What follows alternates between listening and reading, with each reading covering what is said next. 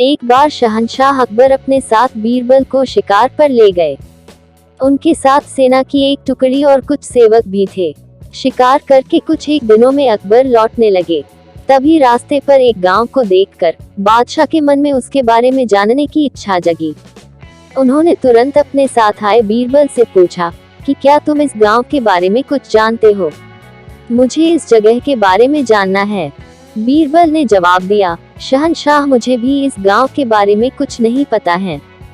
अपने राज्य के इस गांव की तरफ मैं भी पहली बार ही आया हूँ।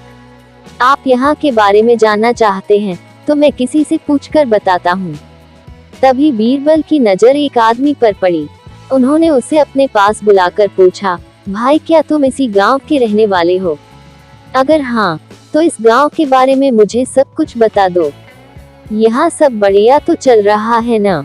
वो आदमी बीरबल के सवालों का जवाब दे ही रहा था कि उसकी नजर बादशाह पर पड़ गई।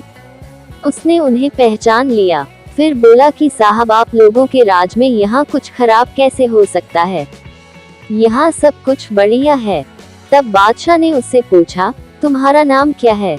उस व्यक्ति ने जवाब में कहा, मेरा नाम गंगा है। बादशाह फिर बोले, पिता का नाम? जवाब मिला, जमुना। इतना सुनकर बादशाह ने पूछा कि फिर तो जरूर तुम्हारी माँ का नाम सरस्वती होगा। उसने कहा, नहीं हुजूर, मेरी माँ का नाम नर्मदा है।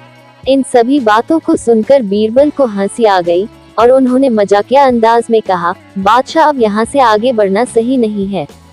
यहाँ सारी नदियाँ हैं, आपके पास नाव भी नहीं है, तो आगे मत जाइए। आगे बढ़ने के लिए नाव का होना जरूरी है, नहीं तो डूबने का डर बना रहेगा और यहाँ ज्यादा देर रुकी तो सब कुछ बह जाएगा। बीरबल की यह बात सुनकर बादशाह को भी जोर से हंसी आ गई।